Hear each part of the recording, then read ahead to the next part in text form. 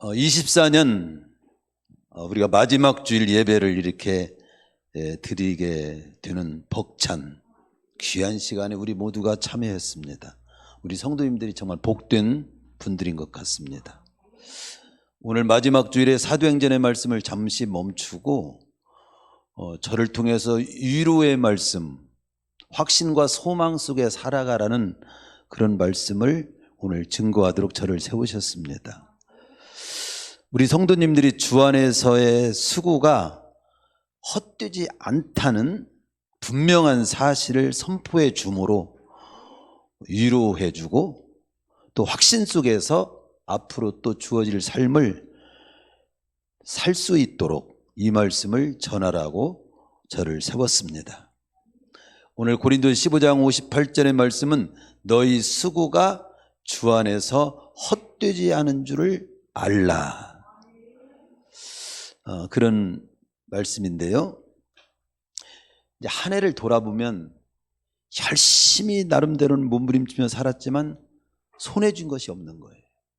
손해 준 건 그런 결과는 없고, 최선과 어떤 면 진실을 다했지만 그 누구도 알아주는 이도 없고, 특별히 잘못한 것도 없는데 끊임없이 고난이 나에게 계속되고, 또 이 세상의 눈으로 볼 때는 그렇게 끝나면 안 되는데 험하게 끝나는 사람들이 주위에 있고, 또 악인은 떵떵거리며 잘도 사는 것 같은데 믿음으로 살고 착하게 살려고 몸부림치는 우리 성도들은 너무도 어렵게만 계속 사는 것을 볼 때 삶의 효가 느껴지고 또 지치는 그런 느낌을 받을 수가 있습니다.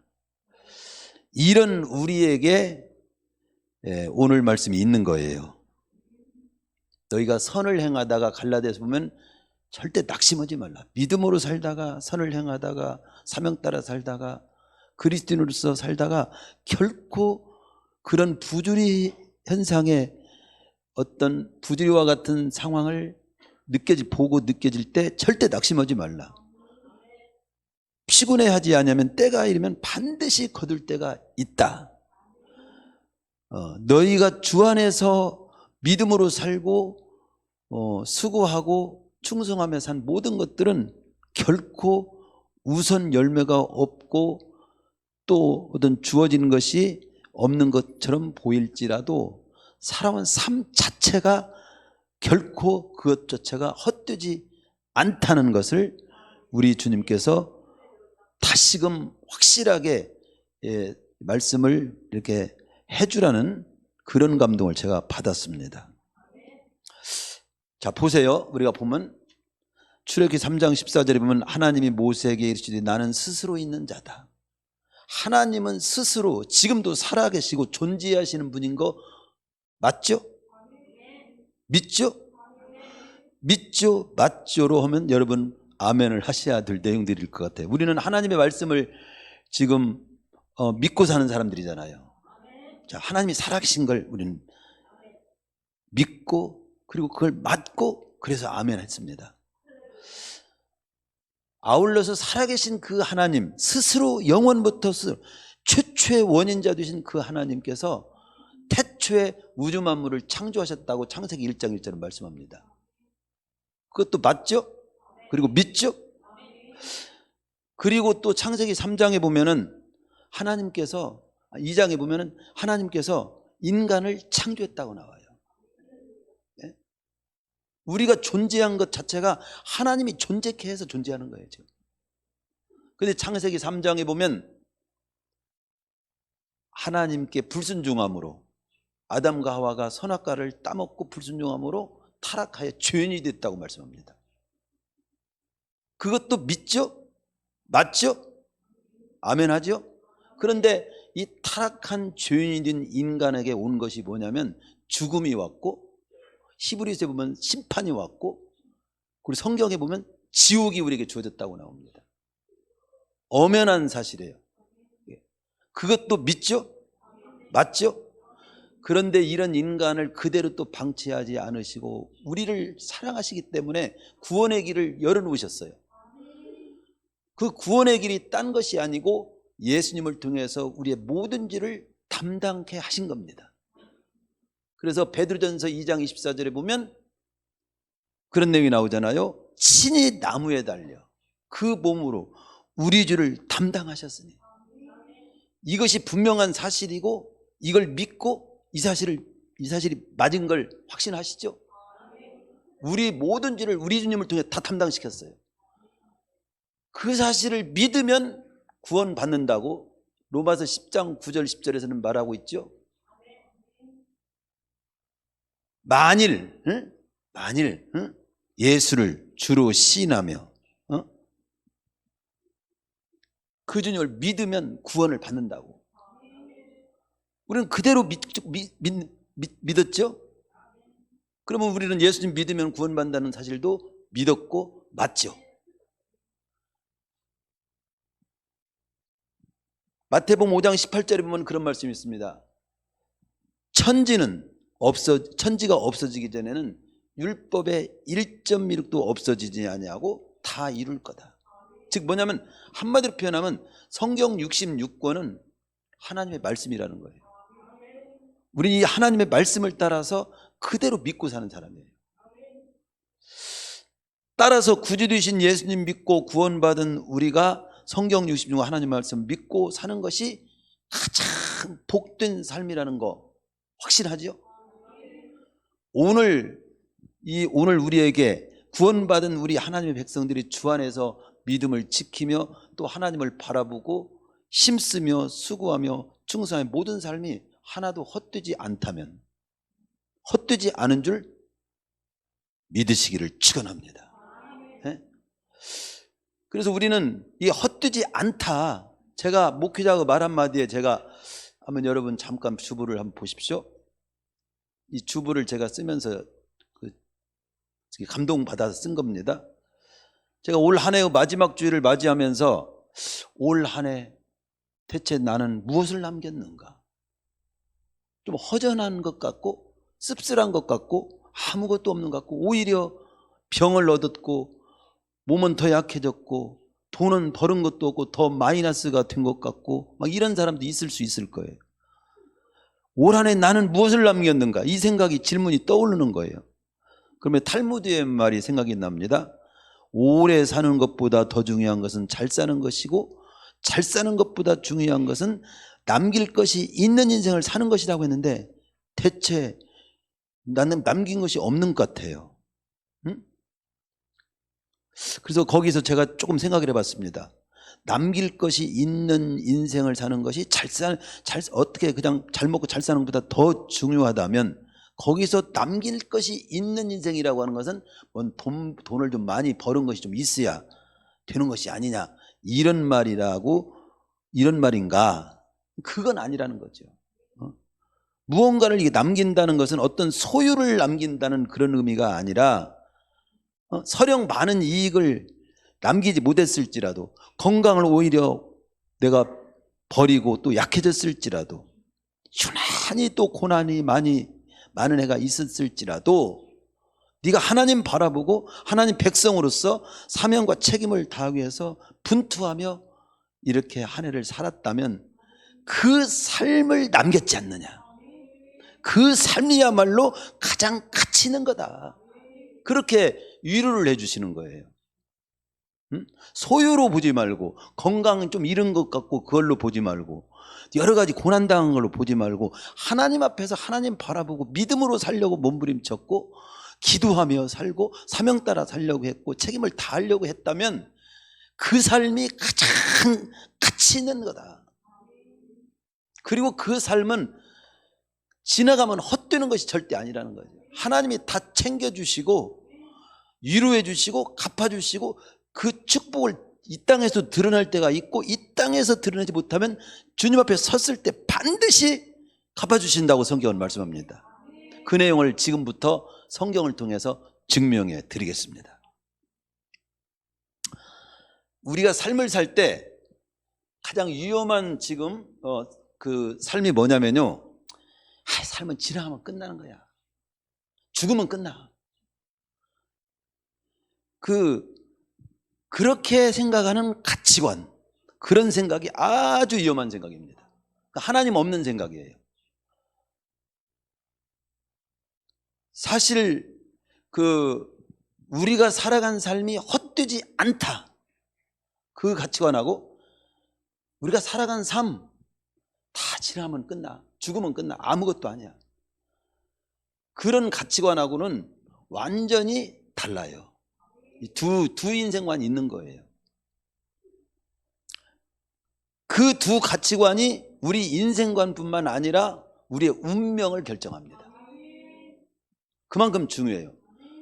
제가 지금 막 떠오르는 게 뭐냐면, 수년 전 지존파 애들, 꽤 수년이 흘렀기 때문에 지존파 애들이 사람을 갖다 무참히 잡아다가 뺐고, 그리고 그 흔적을 없애기 위해서 소학장을 만들어가지고 완전히 죄로 만들어버렸어요. 아무 별로 관계도 없는 사람들이죠. 그 지존파 애들이 막 살은 거지요. 왜 막 살았는가? 거기 최고 그 우두머리를 잡아가지고 말았을 때, 그것은 죽으면 끝난다, 그 생각을 가지고 있어요. 죽으면 끝난다. 하나님도 없고 내세도 없고 죽으면 끝난다는 사고를 지닌 자들이었어요. 그렇기 때문에 막 살았던 겁니다. 사람은 죽으면 끝난다는 생각을 할 때, 또 열심히 살아도 소용없다고 생각할 때, 너무 힘들어도 또 너무 가난에 시달려도 막 사는 쪽으로 가기가 쉬워요. 고린도서 15장에 보면은 오늘 죽을 터니 먹고 마시자, 그런 쪽으로 절대 가지 말고, 죽으면 끝난다, 부활도 없고 영생도 없고 천국도 없고 하나님도 없다, 그런 식으로 하나님 없는 사람처럼 막 살지 말라고 분명히 말씀합니다. 마귀는 그래서 우리 생각 속에 하나님 없어, 그런 생각을 자꾸 집어넣어 주고요, 죽으면 끝나, 그런 생각도 집어넣어 주고요, 지나가면 다 끝이야, 아무도 알아주는 일 없어, 그런 생각을 계속 집어넣어 줍니다. 그런 생각을 조심해야 돼요. 결코 하나님이 없는 게 아니에요. 아까도 하나님이 계신 거 믿죠? 그렇게 제가 물었잖아요. 하나님이 계신 건 분명합니다. 죽으면 끝나는 것이 아니에요. 분명히 영생이 있고 멸망이 있고 천국이 있고 지옥이 있고 낙원이 있고 하나님 나라가 있고, 이런 말씀들이 너무도 분명합니다. 그러나 우리는 비록 결과가 없더라도, 알아주는 이가 없더라도, 조금은 고난이 있더라도 우리는 막 살지 맙시다, 이쪽이거든요. 낙심하지 맙시다. 왜? 주 안에서 살아간 우리의 삶이 결코 헛되지 않기 때문이라는 거죠. 세상은 어떤 눈에 보이는 소유적인 거, 물질적인 거, 결과를 가지고 평가하지만 하나님은 삶 자체를 가지고 평가합니다. 삶 자체를, 과정을 가지고 평가해요. 세상은 결과와 실적만을 가지고 따지는 성공한 자를 알아주지만 하나님은 그런 성공 실패와 관계없이 그 사람이 하나님의 백성으로서 순간순간 어떤 마음과 어떤 태도로 어떤 모습으로 삶을 살아냈느냐, 그걸로 평가합니다. 삶이 중요한 거예요. 삶이. 그래서 오늘은 우리가 주 안에서 수고한 모든 것이 헛되지 않다. 삶 자체 과정을 잘 살아라. 그 삶 과정을 보시는 그 하나님께서 평가하시고 그리고 상급 주시고 위로해 주시는 그 하나님을 바라보면서 그 삶 하나하나를 잘 살아가라는 말씀을 오늘 저를 통해서 선포하게 하신 겁니다. 오늘 읽은 고린도 15장 19절에 보면 58절을 봤지만 고린도 그 당 똑같은 장 15장 19절에 보면, 만일 그리스도 안에서 우리의 바라는 것이 다만 이생뿐이면, 이생이라고 하는 것은 이 세상 삶을 말하는, 이생뿐이면, 이생뿐이라고 하는 말 표현 자체가 이 세상 삶만 있는 게 아니라는 것이죠. 이 생으로만 끝나는 게 아니라는 걸 분명히 말하는 거죠.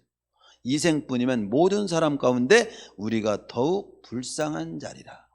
이 세상 삶으로만 모든 것이 끝난다면 우리 믿는 자들이 가장 어리석고 불쌍한 자라는 거예요. 불쌍한 자가 될 거라는 겁니다. 근데 역설적으로 바울은 그러나 우리 그리스도인들은 영원히 분명히 있고 하나님이 계시고 영생이 있고 이생뿐만 아니라 내세가 분명히 있고 부활이 분명히 있고 우리가 살아간 삶도 그냥 지나가면 끝나는 것이 아니라 죽으면 끝나는 것이 아니라 그 삶에 대한 평가와 위로와 상급이 분명히 있고 헛되지 않기 때문에 견고하며 흔들리지 말고 믿음 지키면서 주 안에서 주의 일에 더욱 힘쓰는 자가 되라고 고린도서 15장 마지막 절에서는 지금 말씀하고 있는 겁니다. 힘썼던 모든 일들이 헛되지 않다고 성경은 선언합니다. 예를 들어 성경에 또 다른 걸 찾아보면요, 이제 거지 나사로 비유가 누가복음 16장에 있잖아요. 이 땅의 삶으로 보면 몸이 병들어서 평 일도 못할 정도로 병이 들었어요. 나사로가. 그래서 거지 나사로로 표현하고 있잖아요. 거지. 정신적으로 그가 약한 것이 아니라 몸이 병이 들어서 일할 수 없는 몸이 돼서 거지로 살았어요. 그런데도 오늘 우리로 본다면 예수 믿고 구원받은 자예요. 그러다가 어느 날 제명대로도 못 살고 죽습니다. 그리고 여기 성경은 안 써있지만 가만히로 두들 말아가지고 어디 골짜기에다 버렸어요. 제가 어렸을 때 아주 동네에서 한 번 있었는데 어떤 할아버지가 지팡이를 쥐고 이렇게 구걸하고 다니는 거야. 그런데 애들이 막 놀리는. 그런데 제가 그 대추나무가 이제 대추가 있는 대추를 하나 제가 따서 할아버지 들어보세요. 근데 그걸 이도 없었는데 그도 막 이렇게 우물우물 이게 드시더라고요. 근데 며칠 후에 2, 3일 후에 그분이 어느 냇가 한쪽 그 뭐 반무퉁이에 쓰러져서 돌아가셨어요. 누군지 몰라. 근데 결국 가만히로 덮었다가 어떻게 해서 뭐 경찰 서구하고 둘둘 말아서 어떻게 처리를 했던 그 모습을 제가 본 적이 있습니다. 나사로가 그랬어요. 나사로가. 이 땅의 삶으로만 하면 너구라도 어떠면 억울하고 제대로 하면 살아보지도 못하고 병들어서 죽고 그것도 잘 먹고 잘 살던 거지로 살다가 그 죽은 거예요. 그런데 그 나사로가 예수는 믿고 구원받아서 낙원에 입성했다고 나오거든요. 아브라함 품에 안겼다고 나온단 말이죠. 그러면서 한편 또 부자 얘기도 나오잖아요. 그와 더불어서 그 부자는 그 나사로가 구걸하면서 얻어먹고 음식 찌꺼기 거기에서 던져주는 거 얻어먹는데 그 부잣집 그 사람은 이 땅에서 아주 막 날마다 좋은 옷 다 입고 먹고 싶은 건 다 먹고 놀고 싶은 건 다 놀고 떵떵거리면 다 살았는데 결국 그도 죽었다. 근데 그는 오늘날로 보면 예수님 믿지 않고 구원받지 못해서 음부 불꽃 지옥에 떨어졌다 한마디로. 그 내용을 우리 주님이 해주신 거예요. 허무맹랑한 얘기를 한 것이 아닙니다. 그 두세 개에 대한 얘기를 한 겁니다. 영혼의 시점에서 보고요. 안 믿는 사람은 영혼의 시점은 못 봅니다. 이 땅만 보고 판단하지. 지금 만난 코앞에 있는 것만 가지고 판단하지. 이 코앞에 있는 것만 보고 판단하는 사람하고 인생 전체를 보고 판단하고 사는 사람하고 영혼까지 보고 판단하는 사람, 어떤 사람이 최고 현명하게 살 수 있을까요? 최고 현명한 사람은 코앞에 것만 보고 판단하고 사는 사람보다 영혼의 일생 전체를 보고 사는 사람보다 영혼의 시점에서 보는 이 전체를 보고 사는 사람이 최고 현명한 거예요. 우리 그리스도인은 어떤 사람들이냐? 믿음으로 사는 우리는 어떤 사람들이냐? 코앞에 것만 보고 사는 사람들이 아니에요. 부분적으로 악한 자들이 떵떵거리고 믿음으로 사는 자들이 그냥 어렵게 사는 거 그것만으로 보고 살지 않아요. 인생 전체로 보고 더 나아가서 영혼의 시점에서 삶을 생각하면서 사는 사람들이 우린 겁니다. 거지 나사로는 이 땅의 삶으로 보면 억울한 삶이지만 영혼의 시점에서 보면 그건 부자보다 행복한 자라는 거예요. 그게 행복한 자라는 거예요. 성경에서는 그걸 보여줍니다. 이 땅에서는 아주 떵떵거리고 마음껏 저 하고 싶은 대로 다 하고 사는 부자가 더 행복한 사람처럼 보이지만 주 밖에서는 다 헛된 것이 되는 거예요. 아니 지옥 갈 사람이 대통령 해먹으면 뭐됩니까? 솔직히 얘기는 영혼의 시점에서 보면, 이 땅에서 보면 대통령도 해먹어도 막 비석을 뭐 세우고 뭐 공로문을 뭐 세우고 다 그럴듯하고 막 그 대단한 까지 보이지만, 영혼의 시점에서 보면 구원받지 못한 상황에서 대통령 해먹고, 구원받지 못한 상황에서 뭐 부자로 살고, 구원받지 못한 상태에서 뭐 세계 일주를 몇 번을 하고 놀러 다녔어도 결국 지옥 간다면 그건 헛된 것이 되는 거예요. 헛된 것이 돼요. 그러나 구원받은 자에게는 비록 몸이 병들어서 거지로 살다 갔을지라도 그가 품고 사는 몸부림조차도 헛되지 않다. 더더군다나 우리 믿음으로 살고 사명 따라 살고 충성스럽게 살고 수고한 모든 것들은 주 안에서 헛되지 않다고 분명히 말씀합니다. 이건 천지는 변해도 1.1도 변함이 없다는 하나님이 말씀하신 거예요. 거짓 자사로 이 땅을 산마로 보면 억울한 삶, 그러나 영원한 시점에서 보면 그는 행복자다. 사도행전 8장에 보면요, 아주 믿음 충만, 지혜 충만, 성령 충만해가지고 우리 교회 안에서 아주 1등 집사야. 그게 스데반 집사입니다. 그 스데반 집사가 어느 날 유대인들에게 붙들려가지고 돌에 맞아 죽잖아요. 돌에 맞아 어떤 젊은 나이에 죽습니다. 그러면 이 땅의 산마로로 본다면 돌 맞아 죽은 스데반, 아주 정말 안타까운, 어쩌면 저주받은 사람이라고. 그러니까 우리 예수 믿지 말라고 오히려 그렇게 하는 사람도 있을지 모르죠. 그러나 그는 그 죽음에서 볼 때 우리 주님께서 벌떡 일어나면서 그의 스데반 영혼을 받아주신다는 내용이 나오잖아요. 영혼의 시점에서 보면 그는 가장 이 땅을 승리한 삶이고, 그리고 주님이 가장 기쁘게 그를 받아준 인물로 표현되고 있습니다. 8장이 사도행전 12장도 보면은 12제자 중에 제일 먼저 칼로 목베임 당해서 우리 세상 말로는 비명 행사한 겁니다. 아주 비참하게 죽은 거죠. 생각해 보세요. 우리가 지금 예수 믿다, 누군가 지금 우리처럼 이 중에 한 사람을 갖다가 이 자리에서 목을 베가지고 머리가 저리 몸과 몸이 나눠져 가지고 내동댕이 쳐 있는 그런 상태에 든다면 우리가 축복받은 사람이라고 말할 수 있고, 그래도 우리는 주님 믿어야 된다고 생각할 수 있습니까? 이 땅의 산마로 보면 절대 안 믿고 그렇게 하면 안 된다고 다들 그랬지요. 영혼의 시점에서 보면 야고보는 순교의 영광으로 가장 그 어떤 상급이 큰 인물로 영혼의 주님 품에 안긴 사람이 된 거죠. 성경에서는 그렇게 부자 거지 나사로라든가 목베임 돌에 맞아 죽은 스데반이라든가 목베임 당한 야고보를 갖다가, 그리고 히브리서 11장에 보면 초대교회 성도들은요, 어떤 사람은 톱으로 몸을 켜죽임을 당한 사람도 있고, 아멜과 구레를 전전긍긍하며 일생을 핍박을 피해서 고난 속에 살아간 자들이 수두룩하고, 이들을 성경은 잘못 살았거나 실패한 인생으로 결코 보지 않아요. 만약에 그것으로 끝나버린다면 가장 비참하죠. 왜 실패한 인생으로 보지 않고 잘못 사는 걸 보지 않습니까? 그들의 삶을 헛되지 않게 아시는 하나님, 평가하시는 하나님, 헛되지 않게 위로와 상급으로 갚아주는 하나님이 계시기 때문에 헛되지 않다고 성경은 분명히 말씀합니다. 왜 많은 사람들이, 그리스도인들이 적극적으로 충성스럽게 믿음 생활을 못할까요? 뜨겁게 믿음 생활을 못하고 충성스럽게 왜 삶을 못 살까요? 오늘 말씀을 시점으로 본다면 많은 원인이 있지만 그렇게 충성스럽게 살아 소용없어. 나만 죽으라고 고생해 알아주는 이도 없고, 한마디로 내가 땀 흘린 거, 남 모르게 충성한 거 헛되다고 생각하기 때문에 충성하지 않는 거예요. 진짜 그것을 알아주고 하나님이 값지게 생각해주는 것이 확실하다면, 그걸 믿는다면 충성하게 되어 있습니다. 저는 목회를 하면서 예를 들어 보세요. 보상 목사님들이 보통 요즘 대학원 이상은 다 나옵니다.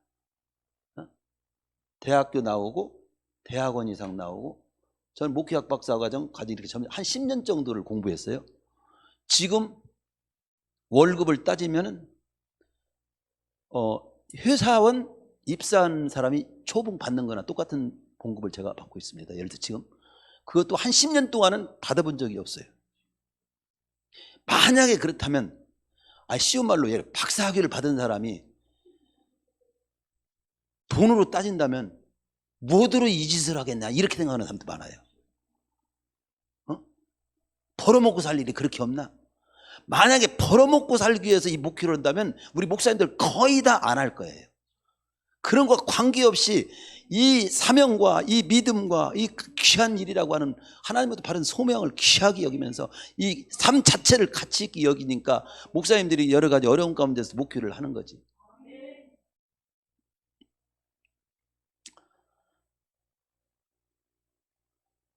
과연 우리는 내가 충성스럽게 살고 믿음으로 사는 것이 소용없는 것일까?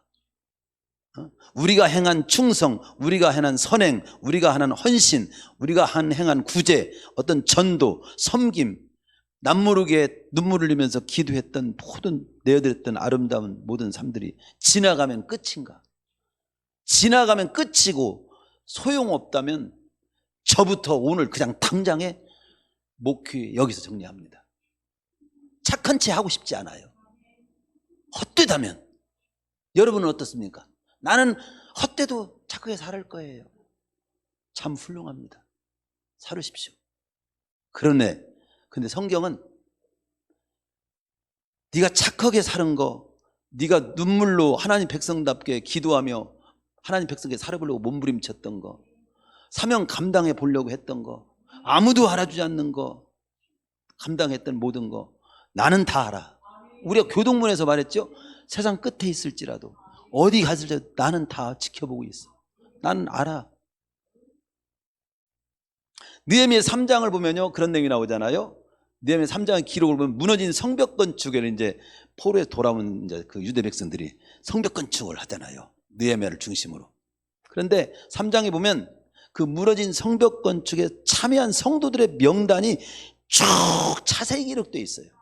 거기에 최고 많은 단어가 뭐냐면 다음이란, 그 다음이라는 단어가 그 다음은 누가 여기서 여기까지 누가 했고 여기서 여기까지 누가 했고 이것이 30번이나 나와요.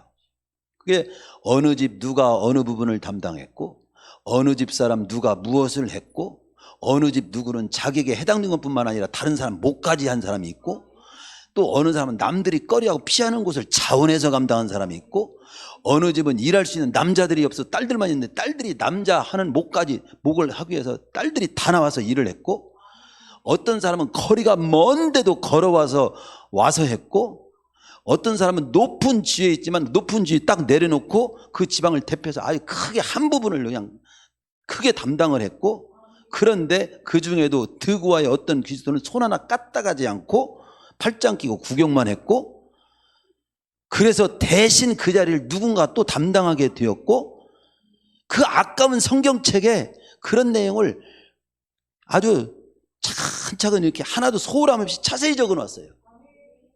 저는 이 말씀을 보면서 왜 그렇게 자세히 적어놨을까? 느헤미야를 통해서 쓴 역사지만 성경은 하나님이 감동해서 쓰게 한 하나님의 말씀입니다. 이게 하나님이 쓴 거예요. 이게 하나님께서 왜 그렇게 자세히 그렇게 기록하셨을까요? 즉 하나님께서는 하나님의 어떤 귀한 일에 자신을 내어드리는 한 사람 한 사람의 중심과 삶을 다 중요하게 여기시는 분이시고 다 기억하시고 체크하시고 그리고 위로해 주시고 알아주시고 갚아주시는 하나님인 것을 보여주기 위해서 그런 거예요. 그들의 공로를 하나님은 다 기억하고 있다는 거예요. 이게 우리는 뭐 상급받기 위해서 뭐 그렇게 뭐 하나님이 축복해 주니까 그렇게 하는 건 그건 좀 믿음 없는 태도야. 아닙니다. 그게 믿음 있는 거예요. 상급을 바라보고 하는 것이 믿음 있는 거예요. 모세도 상급을 바라보고 했고 바울도 상급을 바라보고 했다고 나오잖아요. 좀 뒤에다 제가 말씀을 소개를 하겠지만 주님은 두렵던 헌금을 바치는 가난한 과부의 헌금을 최고 많이 바쳤다고 칭찬하잖아요. 그러니까 비록 액수는 적지만 그 헌금이 어떤 상황에서 어떻게 드려지는 헌금인가를 주님은 아시는 거죠. 하나님은 아시는 거예요. 사람들은 액수로 보지요. 액수로. 아니 누가 많이 바쳤는가. 그러나 우리 주님은 그 돈이 어떤 상황에서, 그러니까 많은 1억을 가진 사람이 1,000만 원 드렸어. 100만 원 가진 사람이 100만 원 다 드렸어. 그러면 1,000만 원 드린 사람이 많이 드린 거예요? 100만 원 드린 사람이 많이 드린 거예요? 사람이 보기에는 1,000만 원 드린 사람이 10배나 더 많이 드렸지. 주님은 그렇게 보지 않아요. 있는 곳에 다 전체를 다 바친 100만 원, 너는 전체를 바쳤고 그 사람은 10분의 1을 바친 거야. 1억 중에 10,000만 원을 바쳤으니까 그렇게 보시는 거죠.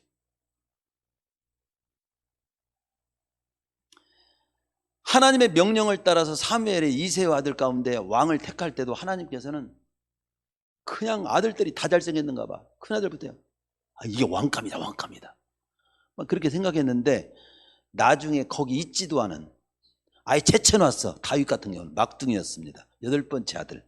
다윗은 너는 오늘 사무엘 주의 종이 오시는 날 너는 양 꼭 지키고 가만히 있어. 그리고 아예 얼굴 콧배기도 못 비게 했습니다. 근데 왕을 삼으려고 그 집에 이제 사무엘이 왔는데, 이새의 아들 가운데 왕을 삼으려고 왔는데 하나님께서 감동하시지 않아요. 아니다, 아니다. 다 노. 그러니까 이게 다 노는, 나를 하나님께서 이 가정에 보냈을 때는 왕을 삼으라고, 왕 삼을 사람을 정하라고 하나님께 보내주셨는데 거기에 모인 아들은 7째 아들까지 아무도 아니라고 하나님께서 다 아니라고 하니까 물었습니다. 이곳에 아들이 또 있습니까?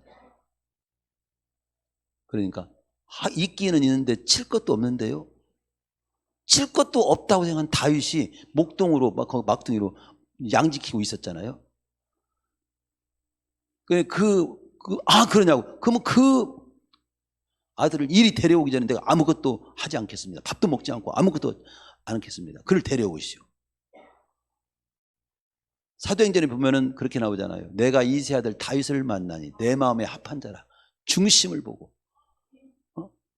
사람들은 제쳐놨지만 하나님 보실 때 중심이 아름답고, 그러니까 그 다윗이 왔을 때 그에게 기름 부어라 해가지고 기름 부어서 왕이 될 사람을 지정이 된 거잖아요.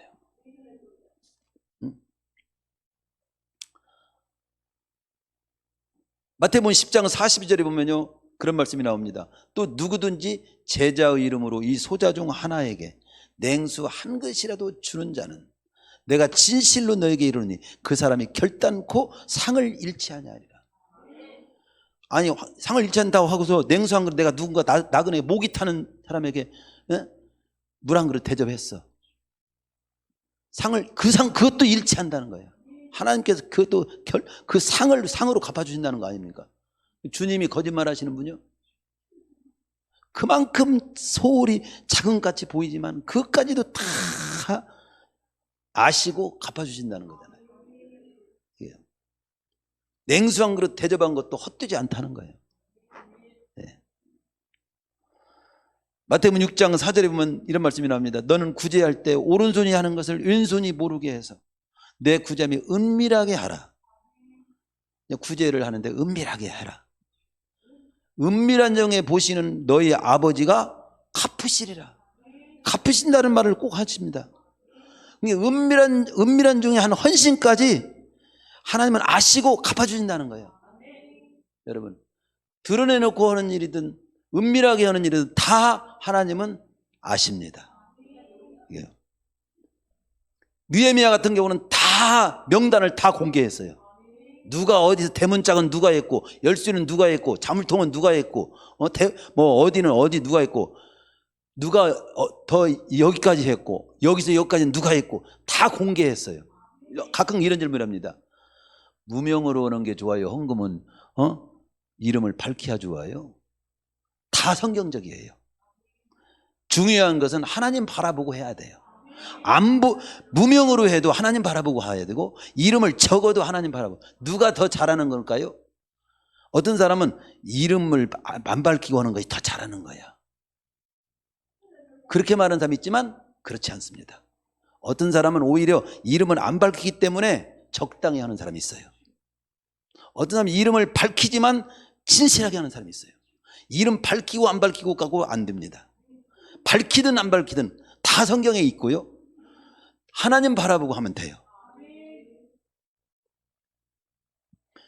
마태복음 6장에 보면 기도할 때도 그렇게 나와요. 6장 6절에 보면 기도할 때 그렇게 나오잖아요. 그리고 뒷부분에 은밀한 중에 내 아버지께서 갚으시리라.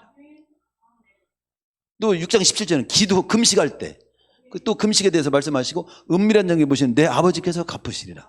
그러니까 내가 행한 구제, 내가 행한 기도, 내가 혼쪽에 그 홀로 너무 힘들고 괴로워서 누님 앞에 골방에서 눈물을 흘렸던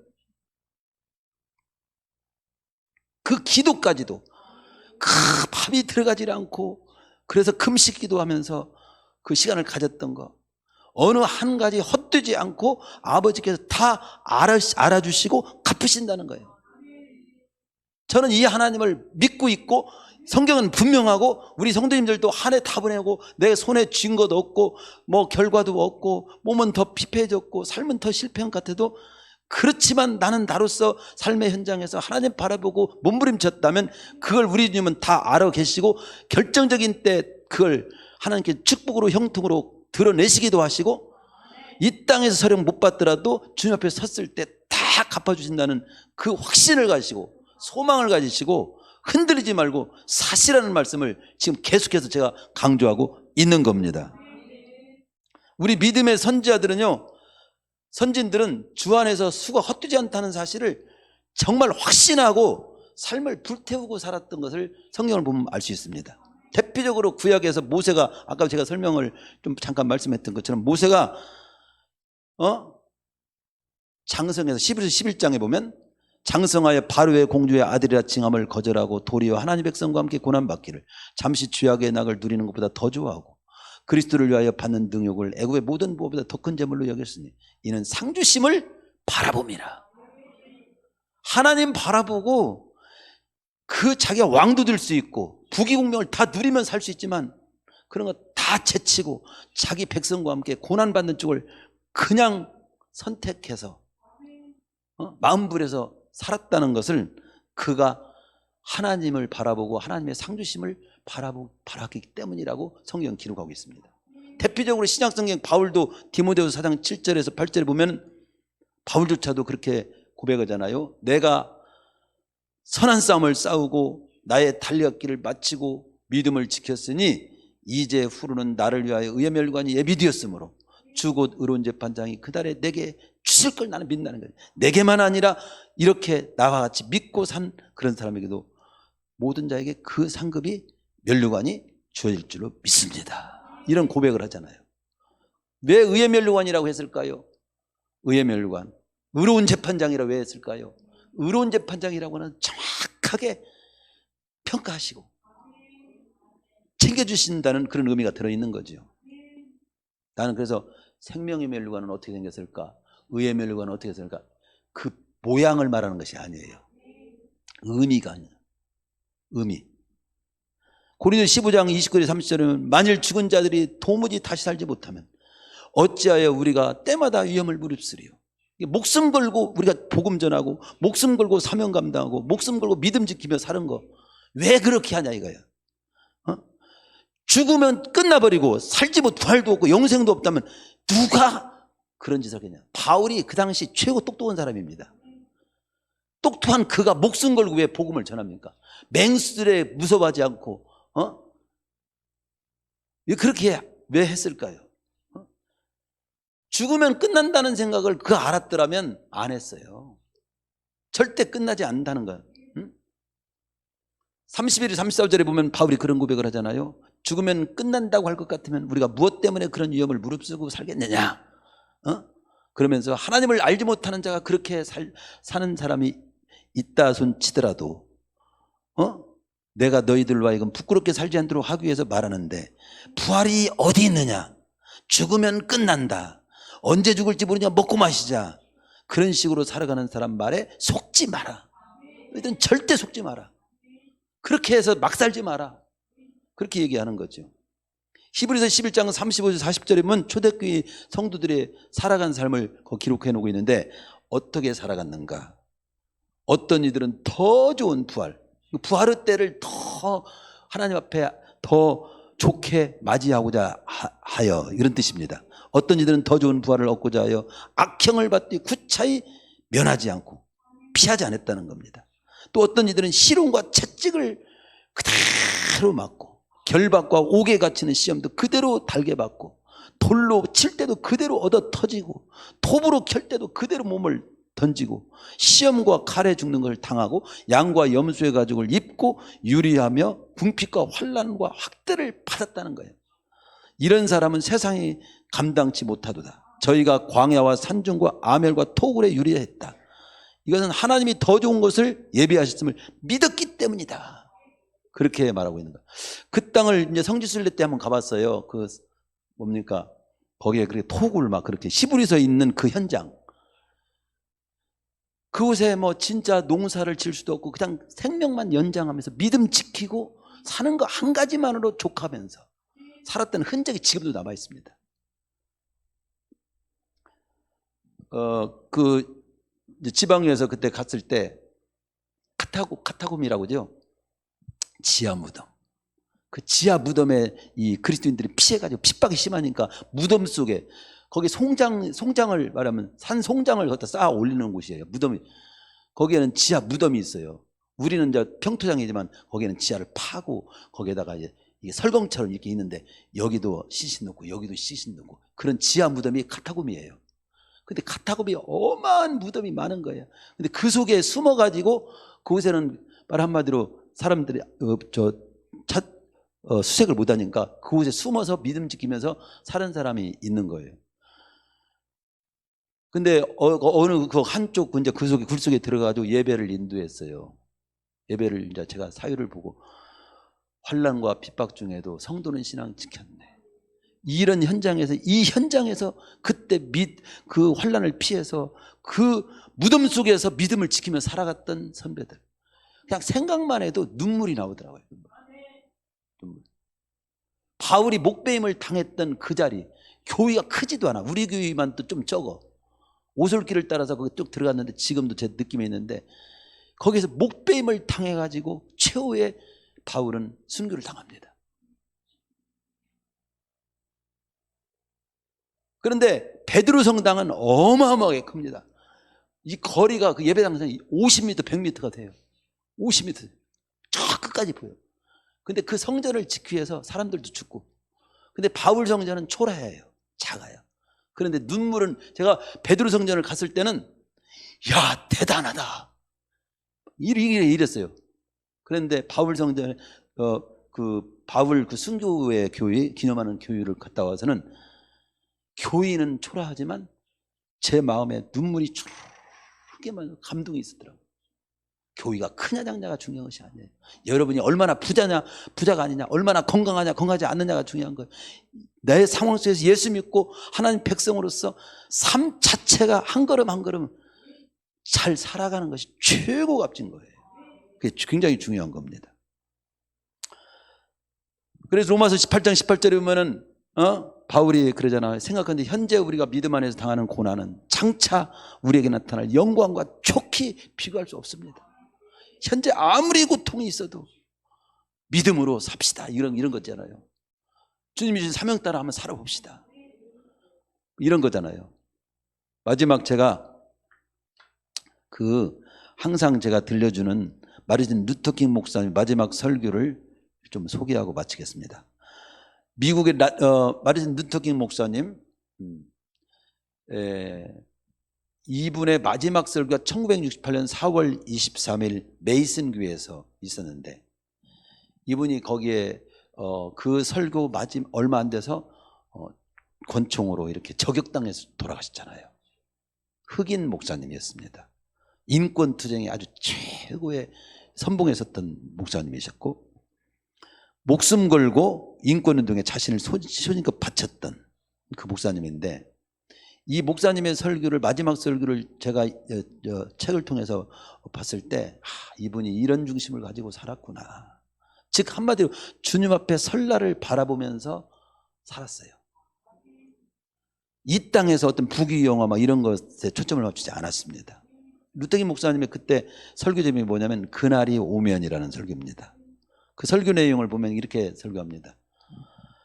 나는 그날이 오면 마르틴 루터 킹 2세는 자신의 생애를 남을 돕는 데 바치려고 노력했다는 말을 듣고 싶습니다. 그날은 주님 앞에 섰을 때, 주님으로부터 평가받을 그날을 말하는 거죠. 주님이 오시는 그날, 아니면 주님 앞에 서는 그날이 오면 내가 누군가를 진심으로 사랑하려고 노력했다는 말을 듣고 싶습니다. 그날이 오면 내가 전쟁 문제에 대해서 올바른 태도를 가지려고 노력했다는 소리를 듣고 싶습니다. 그날이 오면 내가 일생 동안 굶주린 사람을 배불리 먹이려고 노력했다는 소리를 듣고 싶습니다. 그날이 오면 내가 인류를 사랑하고 인류를 위해 봉사하려고 노력했다는 말을 듣고 싶습니다. 이런 설교예요. 그분의 삶의 목표는 주님 앞에 서는 날이었어요. 주님으로부터 상급받고 위로받고 칭찬받는 그날을 바라보면서 일생을 사는 거예요. 이런 삶을 살면 언제 죽어도 그런 걸 문제 삼지 않아요. 지금 나에게 주어진 삶을 주님 앞에 설날을 바라보면서 살아간 그 하나하나 삶을 귀하게 여기고 살기 때문에 언제 죽으나 그런 것은 전혀 문제가 되지 않는 삶입니다. 우리 또한 주님 앞에 설날을 바라보면서 현재를 살아야 한다는 말씀을 드리고 싶어서 그런 겁니다. 주님 오시는 날, 주님 앞에 서는 날 우리의 모든 삶이 평가받을 겁니다. 그리고 우리가 주 안에서 행한 모든 삶에 대해서 하나님께서 위로와 상급으로 갚아주실 겁니다. 어떻게 갚아줄까요? 그것도 알고 싶어요. 저도 모르겠어요. 구체적인 것은 이제 모르겠습니다. 그러나 분명한 것은 상급이 있습니다. 위로가 있습니다. 갚아주십니다. 계시록 20장 12절에 마지막에 성경 마지막에 말씀을 하고 있잖아요. 보라 내가 속히 오리니 내가 줄 상이 내게 있어 각 사람에게 그의 일한 대로 갚아주리라. 크게는 그래서 두 가지를 우리는 하나님께서 하나 앞에 섰을 때 두 가지를 검토할 겁니다. 하나는 구원받았는가. 성경에 보면 세 가지 책이 있어요. 계시록에 보면 세 가지 책이 있더라고요. 제가 그 성경 보니까 신약의 마지막 책 계시록 20장 14절 15절에 보면 생명책이 있어요. 생명책에 기록돼야 됩니다. 구원받은 자 명단이 기록되는 책이 생명책이에요. 예수 믿고 구원받은 자가 기록되는 책 생명책이라고 볼 수 있습니다. 구약의 마지막 말라기에 보면 마지막 책 말라기 3장 10절에 보면 기념책이 있어요. 우리가 인생의 희로애락 속에서도 주님을 바라보고 귀하고 아름답게 살아간 삶, 구원받고 구원받은 자로서 살아간 삶을 기록한 책이지라고 볼 수 있습니다.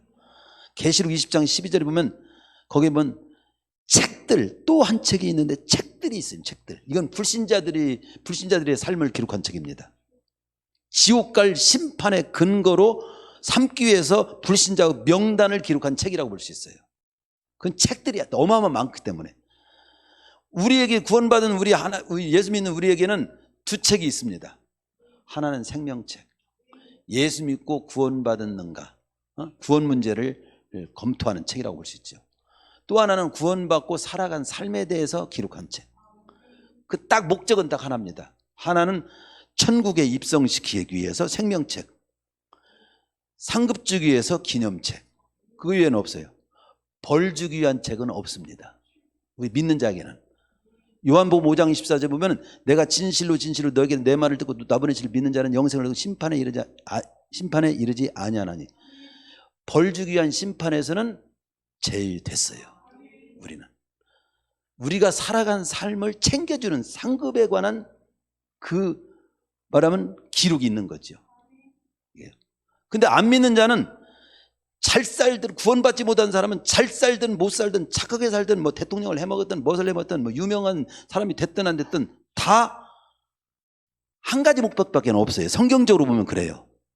저는 이건 제 성경을 통해서 제 개인적으로 확신하는 것은 안 믿는 구원받지 못한 사람은 한 가지 목적 이외에는 그 모든 삶을 기록하는 목적이 한 가지 목적 때문에 기록한 거 없습니다. 모든 걸 다 기록했어요. 예를 들어서 안 믿는 사람 있잖아요. 갑돌이가 있습니다. 갑돌이가 국회의원 해먹은 거, 또 장관 해먹은 거, 또 나쁜 짓 한 거, 사기친 거 뭐 다 적어놨어. 그러면 그들 잘한 건 상급주의하잖아요. 구원받지 못한 자에게는 상급을 준다는 말은 없습니다. 왜냐하면 지옥 가는데 뭔 상급이 있어요. 지옥 가는 사람이 뭔 상급이 있어요. 지옥 가는 한 가지 근거로만 삼기 위해서 모든 것이 자료가 있을 뿐이에요. 그 목적 위에는 쓰이는 일이 없어요. 근데 우리 구원받은 자는 상급을 위해서 기록이 됩니다. 상급을 위해서. 천국을 위해서 이 기록을 생명책하고 기념책에 있는 거예요. 우리는 어떻게 살아야 되냐? 생명책에 기록되도록 구원을 확신하고 예수 그리스도를 진실로 믿음의 문제를 검토해야 되고, 그 다음에 남은 삶 동안은 이제 하나님 앞에 기념책에 기록될 삶을 적든 크든 하나님 앞에서 구원받은 자께 사는 삶을 뜨겁게 사는 거, 거기에 초점을 맞추고 살아야 되는 거죠. 테레사 수녀가 그렇게 말했습니다. 그런 글을 남겼어요. 그렇더라도 사람들은 불합리하고 비논리적이고 자기중심적입니다. 그래도 사랑하십시오. 당신이 선한 일을 하면 이기적인 동기에서 하는 거라고 비난할지도 모릅니다. 그래도 선한 일을 하라. 당신이 성실하게 살면 그 성실을 이용하는 사람도 만나게 될 겁니다. 그래도 성실하시오. 당신이 정직하고 솔직하면 상처받을 것입니다. 그래도 정직하고 솔직하십시오. 당신이 오랫동안 만든 것이 하룻밤에 무너질지도 모릅니다. 그래도 만드십시오. 사람들은 또 도움이 필요하면서도 도와주면 공격을 오히려 하고 더 안 준다고 말할지도 모릅니다. 그래도 도와주십시오. 세상에서 가장 좋은 것을 주면 당신은 오히려 발길로 차일지도 몰라요. 죽어도. 그래도 가진 것 중에서 가장 좋은 것으로 주면서 사십시오. 왜 그럴까요? 그 모든 삶은 그렇게 취급받더라도 하나님은 아셔요. 하나님은 갚아 주시기 때문에 그렇습니다. 우리도 내가 행한 모든 것에 취급을 어떻게 할지라도 하나님은 아신다. 하나님이 갚아 주신다. 이 사실을 바라보고 산다면 묵묵히 내가 할 바를 다 할 수 있는 마음이 견고하게 될 겁니다. 오늘 내게 맡긴 사명과 책임과 의무를 묵묵히 잘 감당하면서 흔들림 없이 살아갈 수 있는 우리 성도님들 되시기를 축원합니다.